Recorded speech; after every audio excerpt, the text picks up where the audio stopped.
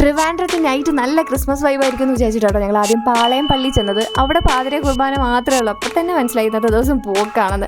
പിന്നെ ഞങ്ങൾ മറ്റേ മാനവീയം വീതിയിൽ അവിടെ പോയി. അവിടെ ഞാൻ ആദ്യമായിട്ടാണ് പോകുന്നത്.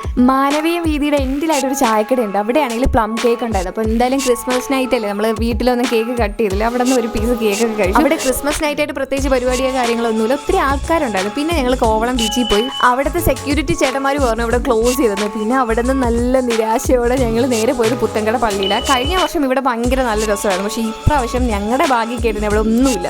പിന്നെ വിഷമം തീർക്കാനായിട്ട് അവിടെ നിന്ന് ചെറുവാരക്കുളം വരെ ഞാൻ ബൈക്ക് ഓടിച്ചു. കുറേ നാളിന് ശേഷം ബൈക്ക് ഓടിക്കുന്നത്. എനിക്കൊരു ചെറിയൊരു ആക്സിഡൻറ്റ് പറ്റിയാണ്. അതിനുശേഷം ഞാൻ ബൈക്ക് എടുക്കത്തില്ലായിരുന്നു. 3 മണിക്ക് ഞങ്ങൾ ചെറുവാരക്കുളം പള്ളിയിലെത്തി. അവിടെ നല്ല ലൈറ്റ് അറേഞ്ച്മെൻ്റ് ആയിരുന്നു കേട്ടോ. ഇത്രയും കണ്ടതിൽ, ഇത്രയും ചുറ്റിയതിൽ എനിക്ക് ഏറ്റവും ഇഷ്ടപ്പെട്ടത് ചെറുവാരക്കുളമായിരുന്നു കേട്ടോ. പുൽക്കൂടും ക്രിസ്മസ് ട്രീ ഒന്നും ഞാൻ ഇവിടെ കണ്ടില്ല കേട്ടോ. പക്ഷേ ലൈറ്റ് അറേഞ്ച്മെൻറ്റ് ഒരു രക്ഷയില്ലായിരുന്നു. ന്യൂ ഇയർ ആഘോഷിക്കാനായിട്ട് നല്ല സ്പോട്ട് ഉണ്ടെങ്കിൽ എനിക്ക് കമൻറ്റ് ചെയ്യണം കേട്ടോ. ഞാൻ എന്തായാലും അവിടെ വരുന്നതായിരിക്കും.